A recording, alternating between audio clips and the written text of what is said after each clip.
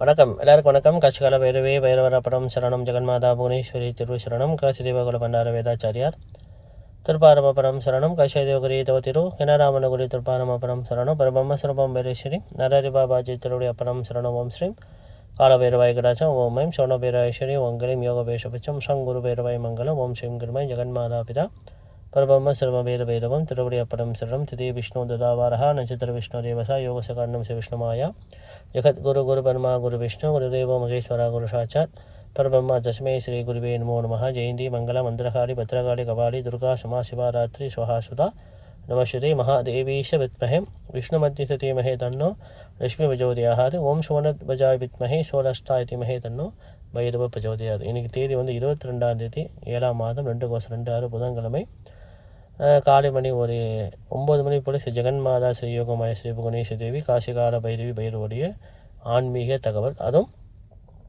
160வது சதஸ், அது விளக்கங்கள், அது ஆன்மீக தகவல்.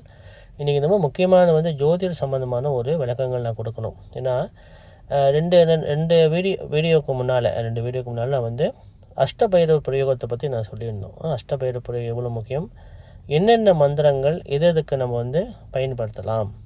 இப்போ எடுத்துக்காட்டு, குழந்தைகள் கல்விக்கு சம்மந்தமான பிரச்சனைகள் மேற்கொள்வாங்க. சில குழந்தைகள் பொதுவாக குழந்தைங்களுக்கு அது தான் வரும், அந்த பிரச்சனைகள் தான் மேற்கொள்வாங்க. அப்போ அவங்க அசிதாங்க பைரவர் காயத்ரி மந்திரம், பிராமி மந்திரமும் சொல்லியிருந்தேன். அப்புறம் குடும்ப சம்மந்தமான வாசிகளுக்கு, குடும்பம் பெரியவர்களுக்கெல்லாம் குடும்ப சம்மந்தமான கணவன் மனைவி பிரச்சனைக்கெல்லாம் கபால பைரவர் இந்திராணி தேவி சொல்லியிருந்தேன். கடன் சுமை இல்லாமல் இருக்கிறதுக்கு ருரு பைரவர் மகேஸ்வரி சொல்லியிருந்தேன். ரொம்ப பேர் இன்றைக்கி வாழ்க்கையில் கொஞ்சம் பிரச்சனை சந்திக்கிறாங்கன்னா, இந்த சனீஸ்வர பகவான் ராசிக்கு சஞ்சாரம் பண்ணும் போது, ராசியை பார்க்கும் போது சில பிரச்சனைகள் அவங்க சந்திக்கிறாங்க. இப்போ அவங்களாம் குரோதான பைரவையும் குரோதான பைரவர் மந்திரமும் காயத்ரி மந்திரம், வைஷ்ணவி தேவி காயத்ரி மந்திரம் கண்டிப்பாக சொல்லலாம். அப்போ ஒரு மந்திரங்கள் நான் அதை பற்றி விளக்கி அதை பற்றி நான் சொல்லியிருந்தேன். அதுவும் இப்போ எல்லோரும் பின்பற்றுறாங்க. செய்கிறவங்களுக்கு பலன் உண்டு, செய்கிறவங்களுக்கு பலன் கண்டிப்பாக உண்டு. சரி, இன்றைக்கி தேதி 22 புதன்கிழமை வர சுவாதி நட்சத்திரம். நான் அடிக்கடி சொல்லுவேன், ஒரு மாதத்தில் வர இந்த சுவாதியும் நட்சத்திரம் அன்றும் இந்த பரணி நட்சத்திரம் அன்றும் கொஞ்சம் விசேஷமாக வீட்டில் தீபம் ஏற்றி குத்து விளக்கோ, இல்லை உங்கள் வசதிக்கு ஏற்ற மாதிரி காமாட்சம் விளக்கோ, இல்லைன்னா எந்த விளக்கு இல்லாட்டியும் ஒரு சின்ன விளக்காவது போட்டு நீங்கள் காயத்ரி மந்திரம் ஜபம் கண்டிப்பாக செய்யணும்.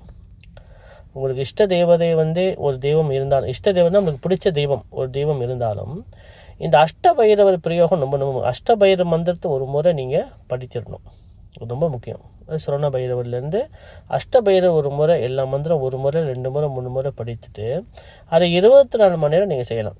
இப்போ சில பேர் என்ன கேட்பாங்க, ஐயா நான் லோரி ஓட்டிகிட்டு போகிறேன்யா, நான் வீட்டுக்கு போகிறதுக்கு 2 நாள் 3 நாள் ஆகும். பரவாயில்ல, லோரி ஓட்டிகிட்டு போனாலும் மனதுள்ளுக்கே நீங்கள் ஜபங்கள் பண்ணலாம். காயத்ரி மந்திரத்துக்கு தோஷம் இல்லை.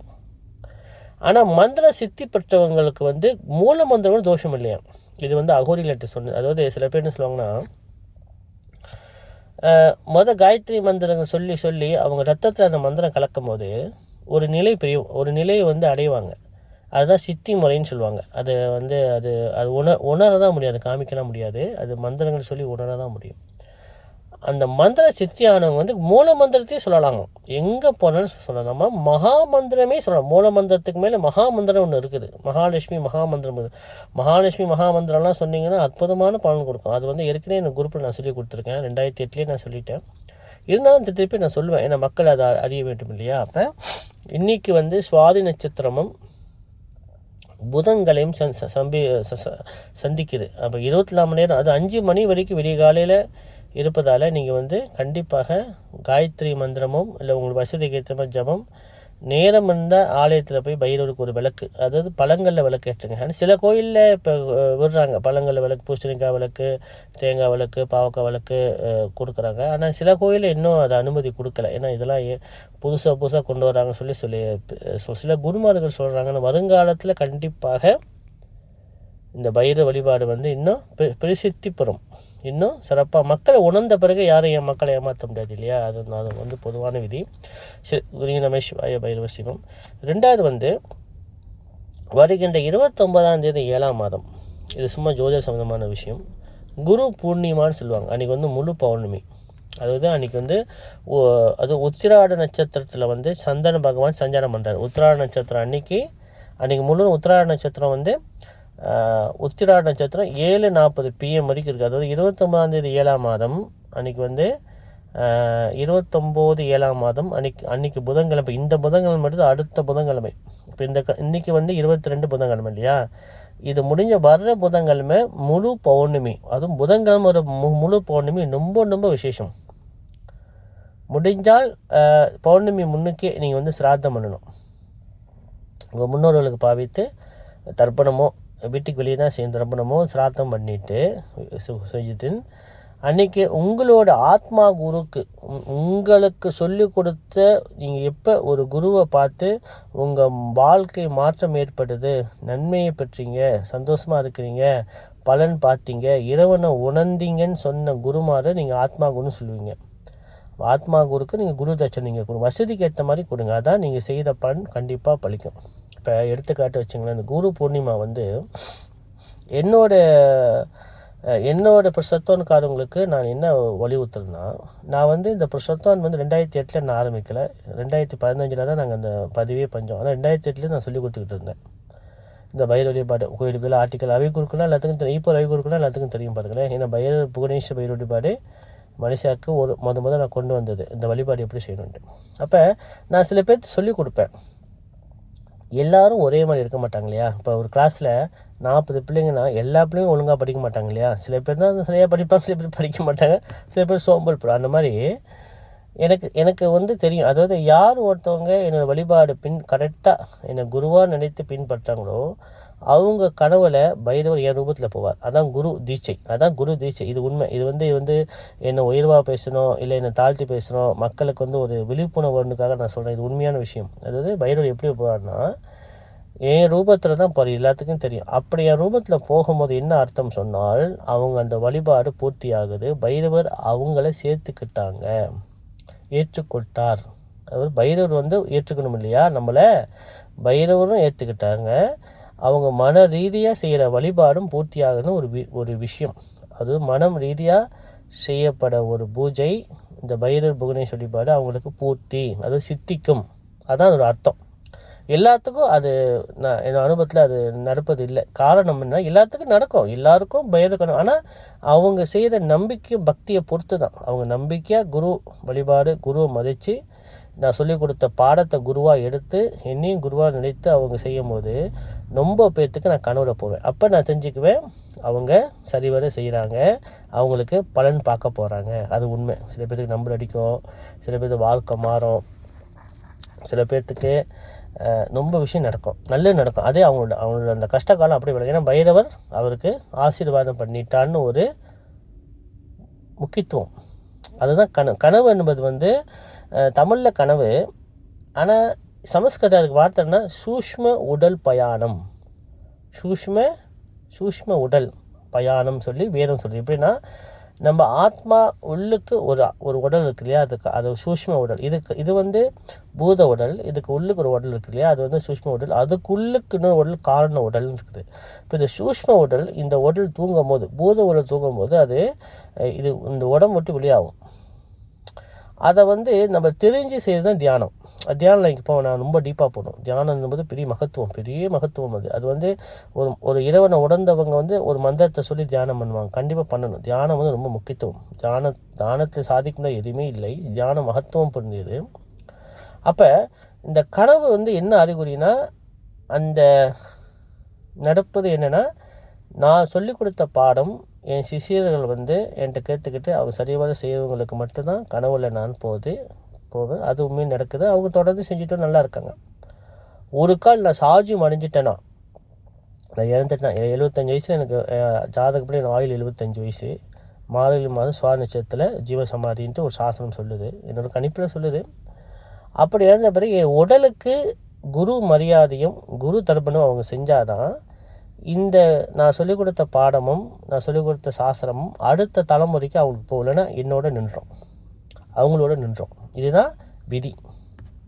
இந்த குரு ஏன் இந்த விஷயத்தை குரு மரியாதையும் குரு தர்ப்பணத்தை பற்றி ஏன் நான் சொல்கிறேன்னா, வருகின்ற 29ஆம் தேதி 7ஆம் மாதம் முழு பௌர்ணமி, அதுவும் புதன்கிழமை சம்பவிப்பது ரொம்ப ரொம்ப விசேஷம். அன்றைக்கி வந்து குரு பூர்ணிமா. இந்தியாவில் உள்ள வந்து இந்த ஆதீன மடாதிபதிகளுக்கு வந்து ரொம்ப ஏன்னா ஆதீனம் மடாதிபதிகள் தான் இந்த பூலோகத்துக்கு பைரவர் பூஜையும் வேத பூஜையும் கொண்டு வந்தாங்க. அவங்க தான் உயிர். திருஞான சம்பந்தர் வழி வந்தவங்க, அப்பர் சுவாமி வழி வந்தவங்க, ஞான சம்பந்தர் சுவாமி வழி வந்தவங்க, தமிழ் வேதம் சொல்லிய தேவாரம், திருவாசம், இதற்கெல்லாம் மூலவர்கள் வந்து ஆதீன மடாதிபதிகள். மூலவர்கள் 4 பேர். திருஞான சம்பந்தன், மாணிக்க வாசன்ட்டு 4 பேர் இருக்காங்க. அவங்க தமிழ் வேதங்கள் பெரியவர்கள் சொல்லுவோம். அவங்க வழி வந்தவங்க வந்து தான் மடம் வந்து ஆதீனம் மடம். அப்போ நான் என்ன சொல்கிறேன்னா, இந்த வேதங்களில் வந்து நான் வேதங்களை இல்லை பைர வழிபாடு எடுத்து மக்களுக்கு சொல்லி மக்கள் அதை செய்து பலன் பார்த்தவங்க நான் கனவுல போகும்போது அது குரு தீட்சை பூர்த்தி. அப்போ நான் இறந்த பெண் சாஜியம் அடைஞ்ச பிறகு, இறப்பு சொல்லக்கூடாது, பைர சிவசாஜியம் அடைஞ்ச பெண் என்னோடய பூத உடலுக்கு அவங்க முறைப்படி அந்த குரு மரியாதையும் ஜீவசாமதி முறைப்படி பண்ணலைன்னா நான் சொல்லிக் கொடுத்த பாடம் உயிர் இல்லாமல் போயிடும். இது எடுத்துக்காட்டு வந்து ஸ்ரீரங்கத்தில் உள்ள ராமானுஜனுடைய பூத உடல். ஸ்ரீரங்கத்தில் நீங்கள் பார்த்தீங்கன்னா இன்னும் ராமானுஜன் பூத உடல் இன்னும் ஸ்ரீரங்கத்தில் பாடம் பண்ணியிருக்காங்க. அது அசுரி சொல்லி கிருஷ்ண பரமாத்மா என்ன சொன்னார்னா, இவருடைய உடலை நீங்கள் எரிச்சிட்டாரோ புதைச்சிட்டாரோ உங்களுடைய இவர் சொல்லிக் கொடுத்த அந்த வேதம் வைஷ்ணவ வேதம் உயிர் இல்லாமல் போயிடும். அதனால் இன்ன வரைக்கும் 2000 வருஷமும் அந்த உடல் பச்சை கருப்பரம் குங்குமம் பூசி வருஷத்துக்கு ஒரு முறை யாகம் பண்ணுவாங்க. அது வரைக்கும் தினந்தோறும் பூஜை நடக்கும். அவருக்கு பூஜை முடிச்சு தான் ஸ்ரீரங்கன் சுவாமிக்கே பூஜை நடக்கும், பெருமாளுக்கே பூஜை, குரு பூஜை நடக்கும் அவருக்கு. இது சாஸ்திரம் உண்மை. ஏன் இதை பற்றி சொல்கிறேன்னா, வருகின்ற குரு பூர்ணிமாவுக்கு குரு தட்சணை உங்கள் வசதிக்கு ஏற்ற மாதிரி நீங்கள் கண்டிப்பாக உங்களோட குரு உண்மையான குருக்கு நீங்கள் கொடுத்து தான் ஆகணும். கொடுக்கலன்னா அது பூர்த்தி ஆகாதுன்னு சாஸ்திரம் சொல்லுது. இது ரொம்ப முக்கியம். 2வது வந்து எனக்கு என்ன ஒரு பெரிய சந்தோஷம், கிரிய நம சிவாய பைரவ சிவம். 2வது விஷயம் என்னென்னா, எனக்கு என்ன பெரிய சந்தோஷம்னா, நான் இதுக்கு முன்னால் நிறைய ஜோதிட தகவல் நான் வந்து மக்களுக்கு சொல்வேன். அதில் ஒரு தகவல் தான் வந்து அமிர்த கடிகை.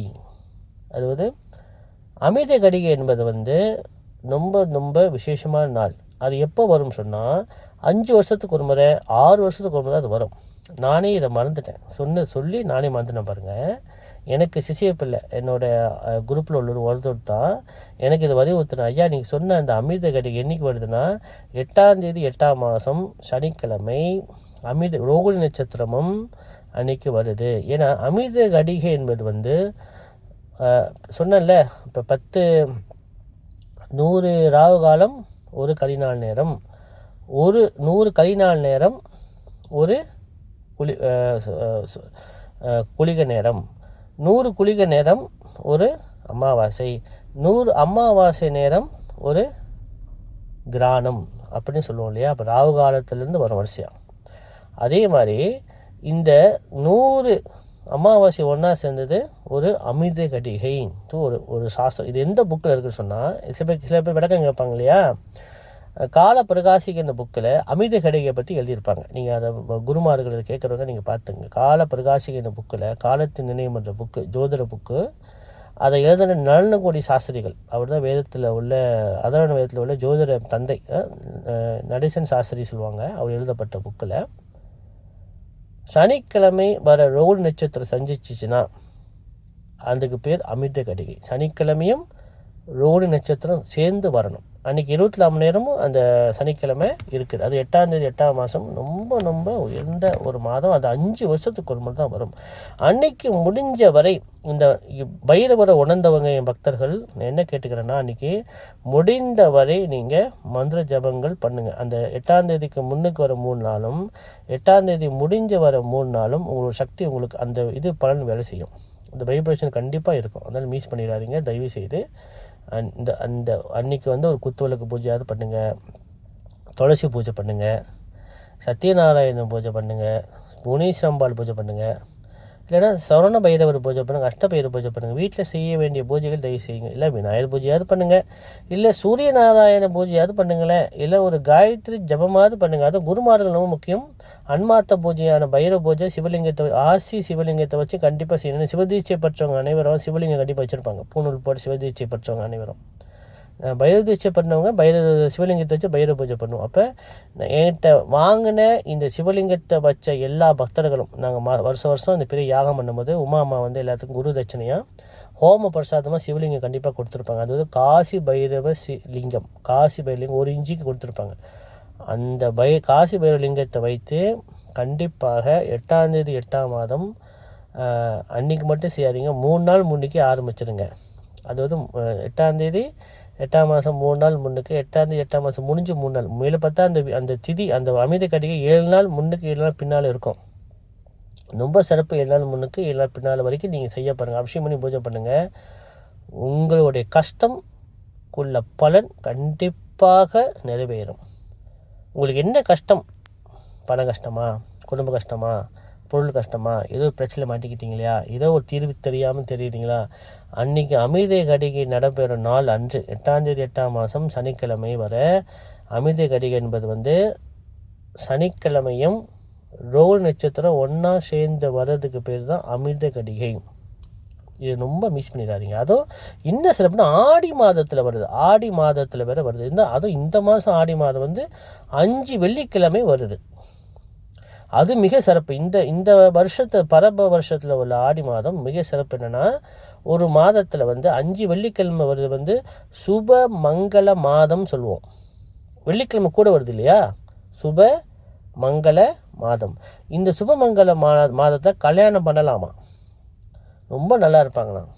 சாஸ்திரங்கள் சொல்லுது. சில பேர் ஆடி மாதத்தை ஏன் கல்யாணம் பண்ண மாட்டாங்கன்னா, நம்ம இந்துக்கள் அனைவரும் அந்த கிராமத்தில் இருக்கும்போது ஆடி மாதத்தில் இந்த அம்பாள் வழிபாடு ரொம்ப செய்வாங்க. இந்த மாரியம்மன், காளியம்பாள், சமயபுரம் மாதிரி வாராகி வழிபாடு, அதாவது உபதேவதைகள் சொல்லுவாங்க இல்லையா, கிராம தேவதைகள் வழிபாடும் செய்வாங்க. உபதேவதைகள் வழிபாடு உபாசனையும் பெற்றவங்களும் செய்வாங்க. அப்போ இந்த ஆடி மாதத்தை முக்கியத்துவம் கொடுப்பதால் இவங்களுக்கு வந்து குடும்ப நிகழ்ச்சியான கல்யாணம், குடும்ப நிகழ்ச்சியான பருஷம் நிச்சயத்தை வந்து நிப்பாட்டி வச்சாங்க. இது முடிஞ்சு செய்வோமே சொல்லி அதுக்காக ஆடி மாதம் கெட்ட மாதம் யார் சொன்னது? ஆடி மாதம் மிக மிக நல்ல மாதம். அதுவும் இந்த ஆண்டு வர ஆடி மாதம் வந்து 5 வெள்ளிக்கிழமை வருது.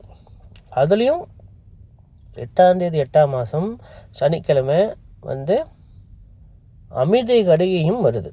இப்போ எல்லாமே ஒன்றா வருதால இந்த ஆடி மாதத்தை மிஸ் பண்ணிடாதீங்க. அதே மாதிரி போன வருஷம் ஆணி மாதத்தில் 2 அமாவாசை வந்தது. அது மாலா மாதம் மிக மிக உயர்ந்தது. இந்த சிராத்தம் செய்கிறதுக்கு, முன்னோர் செய்கிறதுக்கு, தர்ப்பணம் செய்கிறதுக்கு, இந்த ஹோமங்கள் செய்வதுக்கு ரொம்ப அது முடிந்தது. ஆடி மாதம் பிறந்தது இல்லையா, இப்போ ஆடி மாதத்தை பிறந்து அதாவது குரு பூர்ணிமா வந்து பௌர்ணமி வருது. அது வந்து 29/7 அது வருது. அது இன்றைக்கி வந்து சுவாதி நட்சத்திரம், அடுத்த புதன்கிழமை பௌர்ணமி. 8ஆம் தேதி 8ஆம் மாதம் மிக உயர்ந்த அமிர்த கடிகைனால் அதை நழுவு விட்டுறாதீங்க, மிஸ் பண்ணிடாதீங்க. முடிஞ்ச வரைக்கும் மந்திர ஜபம் பண்ணுங்கள். கடவுள் இருக்காரா இல்லைன்னு ஆராய்ச்சியில் வந்து இறங்குறது பதிலாக கடவுள் இருக்கா நம்பி நீங்கள் மந்திர ஜபம் பண்ணுங்கள். உங்கள் கஷ்டத்துக்கு ஏற்ற மாதிரி பலன் கண்டிப்பாக நடக்கும். பெரியம் நம சிவாய பைரவசியம். அடுத்த விஷயம் வந்து அடுத்த ததஸ் வந்து வருகின்ற ஆவணி மாதத்தில் வந்து கிராணம் இல்லை, பஞ்சாங்கத்தில் அந்த குறிப்பு இல்லை. ஆனால் பௌர்ணமி அன்னிக்கும் அமாவாசை அன்னிக்கும், அதாவது பௌர்ணமி அமாவாசை வர ஆவணி மாதத்தில் கிராண தோஷம் உண்டு. ஏன்னா ராகு கேது இன்னும் ராகு பகவான் கும்ப வீட்டிலையும் கும்பராசிலையும் கேது பகவான் சிம்ம ராசியில் இன்னும் இருக்கார். அப்போ இந்த ராகு இந்த கேதுவும் ராகுவும் சிம்மமும் கும்பத்தில் இருக்கும் போது எப்போ சூரிய பகவானும் சந்திர பகவான் சஞ்சாரம் பண்ணும் போது இந்த ராசியில் வந்து உட்காரும் போது இந்த ஆண்டு வந்து ஆவணி மாதத்தில் தான் வந்து ராகுவும் கேதுவும் இருக்கார். இப்போ ஆவணி மாதத்தில் வர பௌர்ணமியும் அமாவாசையும் கிராண தோஷம் உண்டு. இந்த கிராண தோஷத்தும் மிக நல்ல வழி நம்ம பயன்படுத்திக்கணும். எந்த ஒரு கெட்ட நேரத்தையும் கெட்ட விஷயத்தை இறைவன் நம்மளுக்கு படைக்கப்படலை. எந்தெந்த விஷயத்தை எதுக்கு பயன்படுத்தணும்னா விதி. இப்போ கிராண நேரத்தில் வந்து ராகு கேது சம்பந்தம் வருவார் இல்லையா, இப்போ ராகு கேது சம்பந்தம் வர நேரத்தில் எந்த ஒரு காரியங்கள் செய்யும் அது விருத்தி ஆகிட்டே போகும். விருத்தி அது கூடிக்கிட்டே போகுமா. அப்போ நம்ம கூட வேண்டிய விஷயங்கள் கல்யாணங்களும் பண்ணிகிட்டே இருக்க முடியாது இல்லையா, ஒரு ஆள் ஒரு கல்யாணம் தானே பண்ணணும். அப்போ இந்த திருமண முகூர்த்தத்தை மட்டும் இந்த கிராண நேரம் ராகு காலம் யமகண்ட நேரத்தில் செய்யாமல் அதுவும் சுத்தமான நேரத்தில் செய்வது தான் முகூர்த்தம். ஆனால் நம்ம வீடு வாங்குகிறோம், ஒரு காடி வாங்குகிறோம், பெருகிட்டே போடும் இல்லையா. ஒரு ஹோமம் செய்கிறோம், அந்த ஹோமம் 1 மடங்கு ஹோமம் செஞ்சால் ஒரு ஹோமம் செஞ்சால் 100 மடங்கு ஹோமத்து பலன் கிடைக்கிறது ராகு காலத்தில் செய்யுது. அதே ஜபம். அதாவது கூட வேணும். இப்போ வந்து அந்த நேரத்தில் ஒருத்தர் நம்ம கடன் வாங்கியிருப்போம், ஒரு 10 வெள்ளி அன்றைக்கி நம்ம திருப்பி பூஜை பண்ணி கொடுக்கும் போது நம்ம அதை சீக்கிரத்தில் நம்ம செட்டில் பண்ணிடுவோம். அப்படின்னு சாஸ்திரம் சொல்லுது. அது எந்தெந்த பாருங்கள், குளிகை நேரத்தில் தான் வீட்டு கிரக பிரவேசத்தை செய்ய சொல்கிறாங்க. குளிகை நேரத்தில் கிரக பிரவேசம் செஞ்சால் அடுத்த சொத்து நம்மளுக்கு அமையுமா. இப்போ ஒருத்தவங்க இறந்துட்டாங்கன்னு வச்சுங்களேன், ஒருத்தர் இறந்துட்டாங்கன்னா அந்த இறப்பு அந்த குளிகை நேரத்தில் அந்த பிண்ட பிரசாதமான அந்த பிரேதத்தை வைக்கக்கூடாது, ஒரு சாஸ்திரம் சொல்லுது. இதில் நிறைய விஷயங்கள் இருக்குது. எப்படின்னா சில பேர் ராகு காலம் கெட்ட நேரம், கேது யமகண்ட நேரம், ராகு காலம் யமகண்டம் இந்த மாதிரி கெட்ட நேரம், கிரகணம் கெட்ட நேரம், குளிகை கெட்ட நேரம் ஒதுக்குறாங்க. ஆனால் அதை அவங்க அது சரிவர புரிஞ்சுக்கணும். எந்த நேரத்தை எந்த செயலை எந்த நேரத்தை செஞ்சால் நம்மளுக்கு நன்மைன்னு சொல்லி. அப்போ வருகின்ற ஆவணி மாதத்தில் வர பௌர்ணமியும் ஆவணி மாதம் வர அமாவாசையும் சூரிய சந்திர கிரகணம் நம்மளுக்கு வேலை செய்யும். அந்த நேரத்தில் நம்ம கண்டிப்பாக இந்த மந்திர ஜபத்தை கண்டிப்பாக நம்ம செய்யணும்.